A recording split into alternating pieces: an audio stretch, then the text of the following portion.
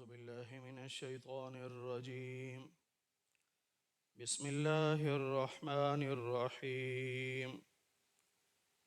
إن الله عالم غيب السماوات والأرض إنه عليم بذات الصدور.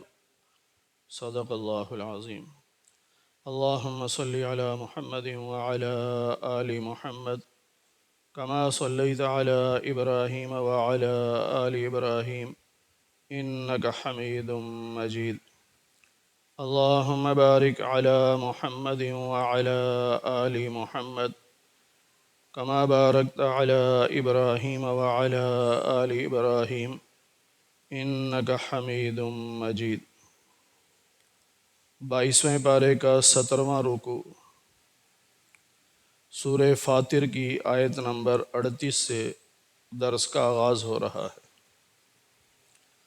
ان اللہ عالم غیب السماوات والارض، زمین و آسمان کے غیب کا علم اللہ کے پاس ہے۔ ہر پوشیدہ چیز کو اللہ جانتا ہے، اور عالم الغیب یہ صفت اللہ کی ہے۔ اگر اللہ کے علاوہ کسی اور کے لیے صفت مانی جائے تو یہ شرک ہے۔ ملا علی قاری رحمۃ اللہ علیہ نے علم غیب کی تعریف یہ کی ہے کہ وہ علم جو بغیر کسی ذریعے کے حاصل ہو۔ بغیر ذریعے کے جو علم ہے وہ صرف اللہ کے پاس ہے۔ باقی ساری مخلوقات کا علم کسی نہ کسی ذریعے کا محتاج ہے۔ فرشتوں کو بھی علم تب ہوتا ہے جب اللہ بتاتا ہے۔ سیدنا جبریل علیہ السلام جب نبیوں پر وحی لے کے آتے تو نبیوں کو وہ علم حاصل ہوتا۔ تو اس لیے مخلوق کا علم ذریعے کا محتاج ہے، بغیر ذریعے کے جو علم حاصل ہے وہ صرف اللہ کی ذات کو حاصل ہے۔ اس لیے اللہ کا علم علم غیب ہے۔ باقی انبیاء کے پاس جو علم ہے اس کو غیب کی خبر کہتے ہیں۔ تلک من انباء الغیب ذالک من انباء الغیب۔ اللہ سابقہ انبیاء علیہم السلام کے حالات و واقعات بیان فرما کر یوں فرماتے ہیں کہ یہ غیب کی خبریں ہیں جو ہم نے آپ کو دی ہیں۔ تو نبیوں کے لیے غیب کی خبریں یہ لفظ بولا جا سکتا ہے، اور اللہ جس نبی کو چاہے جب چاہے جتنی چاہے غیب کی خبریں دے دے، لیکن غیب کا علم وہ صرف اللہ کے پاس۔ انہ علیم بذات الصدور، اللہ تعالیٰ تو سینوں کے رازوں کو جانتا ہے کہ انسان کے دل میں کیا چل رہا ہے، یہ کیا سوچ رہا ہے، کسی اور کو پتہ نہیں چل سکتا، لیکن صرف اللہ کو پتہ ہے۔ هو الذی جعلکم خلائف فی الارض، اسی اللہ نے تمہیں زمین میں اپنا نائب بنایا ہے۔ انسان اللہ کا نائب ہے، خلیفہ ہے۔ فمن کفر فعلیہ کفر، تو جو کفر کرے گا اس کے کفر کا وبال اسی پر پڑے گا۔ ولا یزید الکافرین کفرہم، اور کافروں کا کفر جو ہے وہ رب کے ہاں غضب کو بڑھاتا ہے۔ کافر جوں کفر میں بڑھتا جاتا ہے تو اس کے لیے اللہ کا غضب اور غصہ اور ناراضگی اور بڑھتی چلی جاتی۔ ولا یزید الکافرین کفرہم الا خسارا، اور کافر جب کفر میں بڑھتا ہے یعنی اور زیادہ کفر کرتا ہے تو سوائے نقصان کے اور اسے کچھ نہیں ملتا۔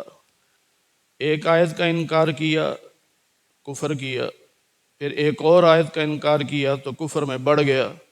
تو جوں وہ کفر میں بڑھے گا، ایک تو اللہ کی ناراضگی ہوگی اور دوسرا اس کا اپنا نقصان ہوگا۔ اللہ نے نبی علیہ السلام سے فرمایا کہ ان سے پوچھئے ارأیتم، کیا تم نے دیکھا ہے اپنے بتوں کو؟ جن کو تم اللہ کے علاوہ پکارتے ہو، یعنی ذرا دیکھو جو اللہ کہہ رہے ہیں اس نظریے سے ذرا ان کے بارے میں سوچو۔ ارونی ماذا خلقوا من الارض، مجھے ذرا دکھاؤ ان بتوں نے زمین میں کوئی چیز بنائی ہے؟ کوئی چیز زمین میں ایسی ہو جو تمہارے بتوں نے بنائی ہو؟ ام لہم شرک فی السماوات، یا آسمانوں میں ان کی کوئی شراکت ہو، اللہ کے ساتھ مل کے کوئی کام کیا ہو؟ کچھ بھی نہیں۔ ام آتیناہم کتابا، یا ہم نے ان کو کوئی کتاب دی ہو، یعنی ان بتوں کے پاس کوئی کتاب ہو، ان کے پاس تو کوئی کتاب نہیں۔ فہم علی بینۃ منہ، اور پھر وہ اس کتاب کی واضح احکام پر یا آیات پر یا دلائل پر وہ عمل پیرا ہوں، ایسا تو ہے نہیں۔ نہ زمین میں کوئی چیز بنائی، نہ آسمان کے بنانے میں ان کی کوئی شراکت ہے، نہ اللہ نے انہیں کوئی کتاب دی ہے کہ جس کتاب میں شرک کے بارے میں بتایا گیا ہو کہ یہ جائز ہے۔ بل ان یعد الظالمون بعضهم بعضا الا غرورا، بلکہ یہ جو ظالم ہیں یعنی مشرک، یہ جو ایک دوسرے سے وعدے کرتے ہیں یہ سوائے دھوکے کے اور کچھ بھی نہیں۔ یعنی مشرک کے ساتھ جو وعدے کرتا ہے یہ دھوکہ ہے۔ جس طرح مشرکین کے بعض سردار کہا کرتے تھے کہ محمد صلی اللہ علیہ وسلم کی بات نہ مانو، وہ تمہیں قرآن سناتے ہیں، تمہیں قیامت سے ڈراتے ہیں، ان کی بات نہ سنو۔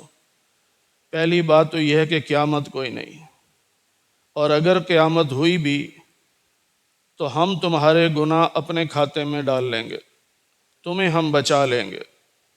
تو اللہ کہتے ہیں یہ جو مشرک دوسرے مشرک سے وعدہ کرتے ہیں نا کہ ہم تمہیں بچا لیں گے، یہ سوائے دھوکے کے اور کچھ بھی نہیں ہے۔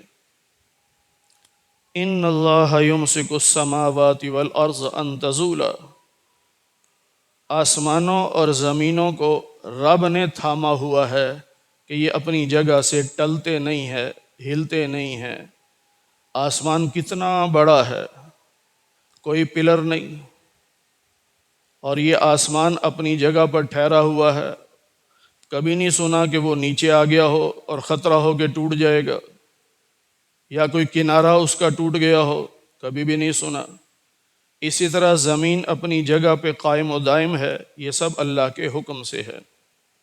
وَلَئِنْ زَالَتَا إِنْ أَمْسَكَهُمَا مِنْ أَحَدٍ مِّن بَعْدِهِ، اگر بالفرض زمین یا آسمان اپنی جگہ سے ہل جائیں تو پھر اللہ کے بعد کوئی طاقت ایسی نہیں جو ان کو اپنی جگہ پر ٹھہرا سکے۔ اللہ کے حکم سے یہ ٹھہرے ہوئے ہیں، اور اگر یہ اللہ تعالیٰ ہلا دے تو پھر کوئی اور طاقت ایسی نہیں جو ان کو ٹھہرا سکے۔ اِنَّهُ كَانَ حَلِيمًا غَفُورًا، اللہ تعالیٰ بہت تحمل والے ہیں، بہت نرم ہیں، اور معاف کرنے والے ہیں، بخشنے والے ہیں۔ یعنی ایسے ایسے گناہ انسان کرتا ہے کہ ان گناہوں کی وجہ سے آسمان اور زمین پھٹ جائیں۔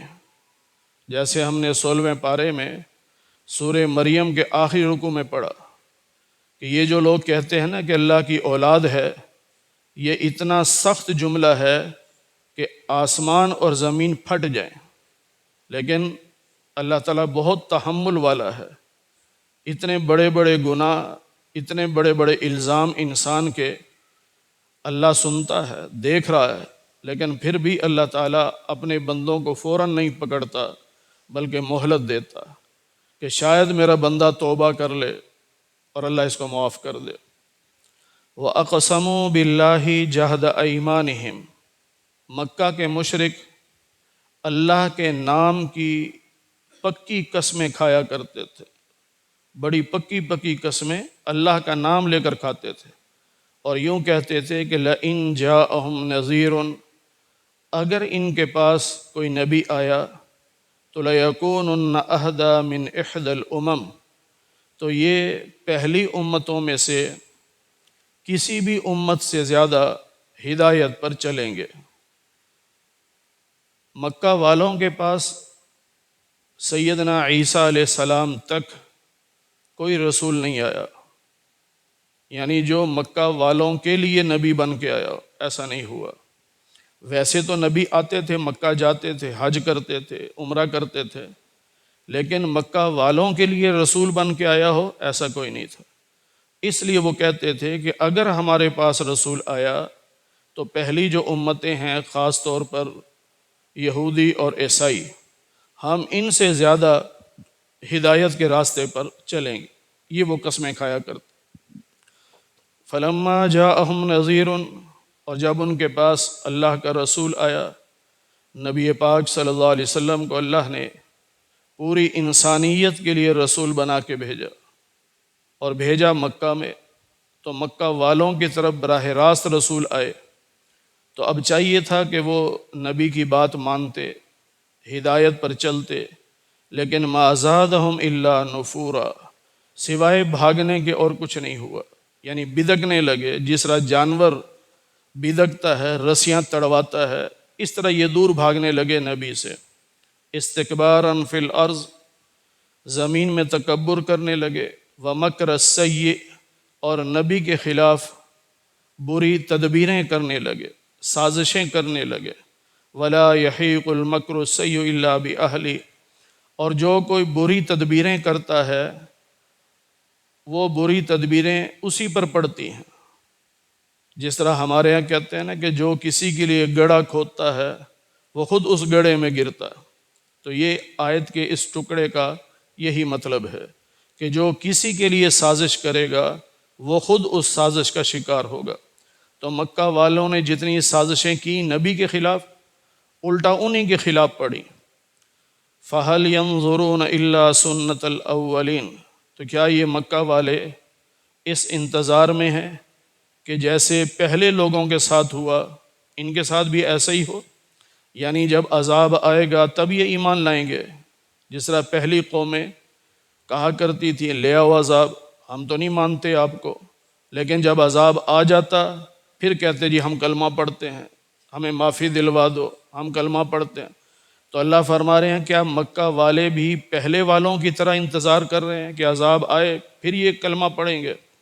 فَلَن تَجِدَ لِسُنَّةِ اللَّهِ تَبْدِيلًا، اللہ کا ضابطہ، اللہ کا دستور بدلتا نہیں ہے، نہ اس میں کوئی تبدیلی آتی ہے۔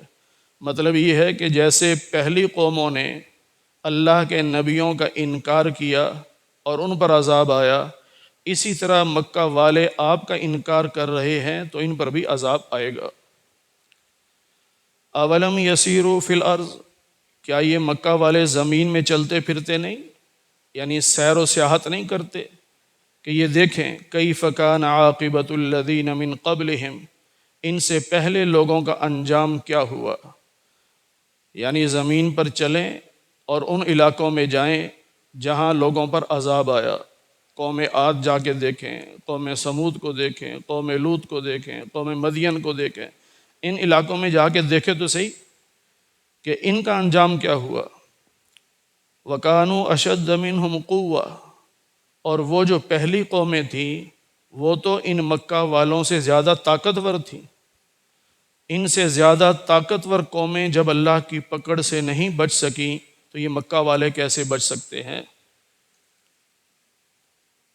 وَمَا كَانَ اللَّهُ لِيُعْجِزَهُ مِنْ شَيْءٍ، اور یہ اللہ سے بچ نہیں سکتے، ایسا نہیں ہو سکتا کہیں یہ چھپ جائیں اللہ کو پتہ نہ چلے، یا یہ بھاگ جائیں اور اللہ کی گرفت سے باہر نکل جائیں، ایسا ہو ہی نہیں سکتا۔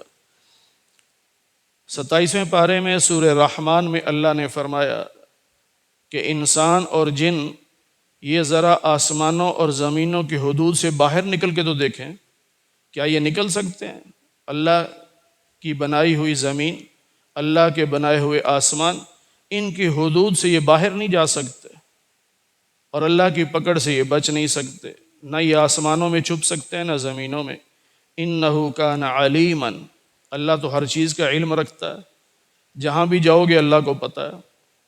یہ پچھلے پارے میں 21ویں پارے میں ہم پڑھ چکے ہیں، حکیم لقمان نے اپنے بیٹے کو جو نصیحتیں کی تھی ان میں ایک نصیحت یہ کی تھی کہ اے بیٹا، ان تک مثقال حبۃ من خردل، ایک رائی کے دانے کے برابر بھی اگر کوئی نیکی یا برائی ہو اور وہ زمین کی تہ میں ہو یا آسمانوں کی بلندیوں پر ہو یا پتھر کے اندر ہو، تب بھی وہ رب سے چھپ نہیں سکتی، رب تمہارے سامنے لے آئے گا۔ تو یہ لوگ کیسے رب سے بچ سکتے ہیں؟ اللہ کے علم میں ہے سب کچھ، اور قدیرہ، اللہ ہر چیز پر قادر ہے۔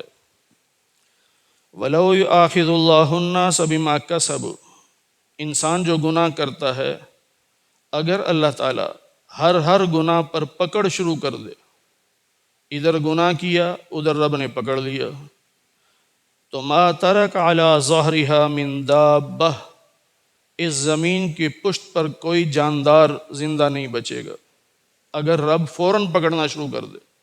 یہ بات ہم 14ویں پارے میں بھی پڑھ چکے ہیں کہ وَلَوْ يُؤَاخِذُ اللَّهُ النَّاسَ بِظُلْمِهِمْ مَا تَرَكَ عَلَيْهَا مِن دَابَّةٍ، کہ اگر کوئی بھی انسان گناہ کرے اور اس گناہ پہ اللہ پکڑنا شروع کر دے تو کوئی زندہ نہیں بچ سکتا۔ کون ہے جس سے گناہ نہیں ہوتا؟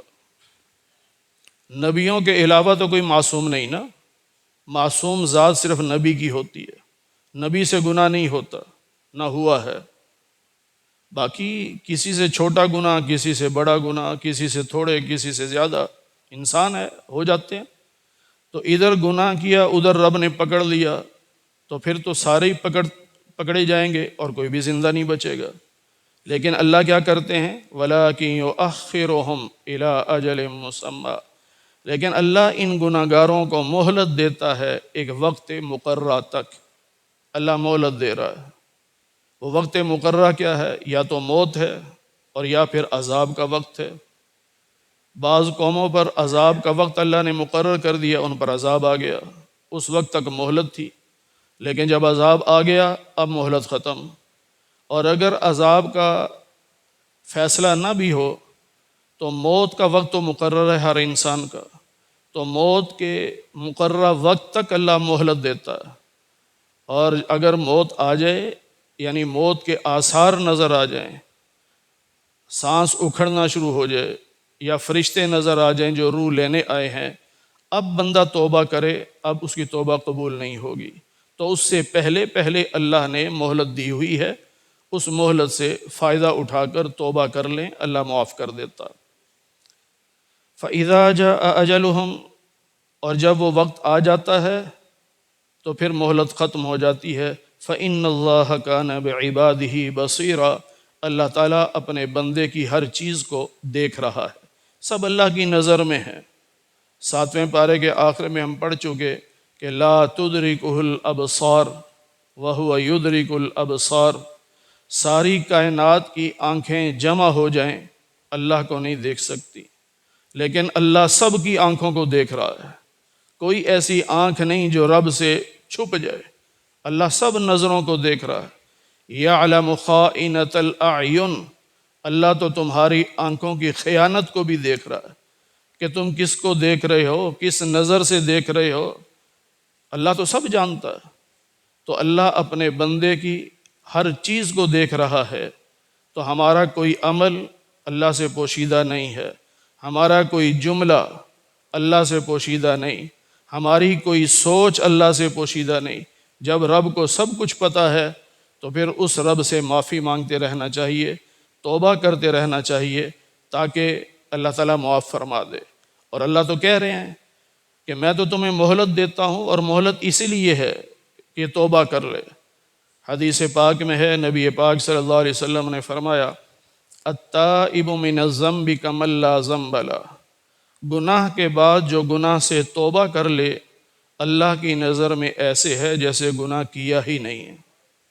توبہ کر لے گناہ کے بعد، اللہ تعالیٰ مٹا دیتے ہیں اس گناہ کو، نامہ اعمال سے بھی مٹوا دیتے ہیں، فرشتوں سے بھلوا دیتے ہیں، زمین بھی بھول جاتی ہے اس گناہ کو جس گناہ پہ توبہ کر لی جائے۔